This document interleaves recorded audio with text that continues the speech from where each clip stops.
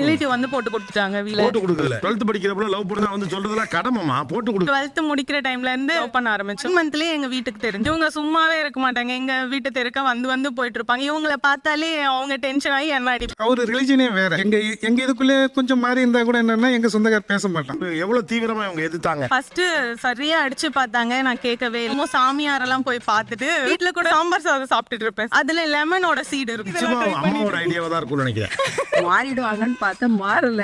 தனியா சமைச்சு எனக்கு மட்டும் சாப்பிட்டுப்பேன். எங்க நான் போயிடுறேன், நான் கல்யாணமே பண்ணிக்கிறேன் அப்படின்னு சொல்லிக்கல. சரி நீ இரு, நானே பண்ணி வைக்கிறேன், உனக்காக தான் ஒரு இடம் வாங்கி வச்சிருக்கேன், அங்க வீட்டை கட்டிட்டு உனக்கு கல்யாணம் பண்ணி வைக்கிறேன். சரி நானும் நம்பி வெயிட் பண்ணேன் 2 years. பார்த்தா ரெண்டுக்கு விட்டாங்க சார் அந்த வீடு. இனி இவங்களை நம்ப முடியாது அப்படின்னு சொல்லிட்டு நானே ஒரு டேட்டை ஃபிக்ஸ் பண்ணி இந்த டேட்ல எனக்கு கல்யாணம் வரீங்களா இல்லையா அப்படின்னு கேட்டு சிம்பிளா ஒரு டெம்பிள் எங்களுக்கு மேரேஜ் பண்ணி வச்சுட்டாங்க. தாண்டி நீங்க ஏன் அவ்வளவு உறுதியா இருந்தீங்க? ஒரு ஹோப் கொடுத்துட்டு இவனை நம்ம விட்டுற கூடாது அப்படின்னு சொல்லி. எல்லாம் முடிஞ்சு கல்யாணம் ஆகி போச்சு. எப்படி அது நெருக்கம் வந்துச்சுன்னு கேக்குறேன். உடம்பு சரியில்லாத இருக்கும்போது தொழுகைக்கு போயிட்டு விடிய காலில் போயிட்டு தொழுகை பண்ணாராம். அது கேட்டோடனே ஒரு மனசு உருக்கமாயிடுச்சு. போய் அவங்களுக்காக வேண்டுனீங்கல்ல, ஏன் அப்படி தோணுச்சு?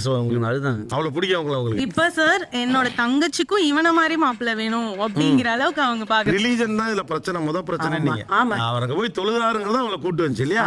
அவ்வளவுதான்.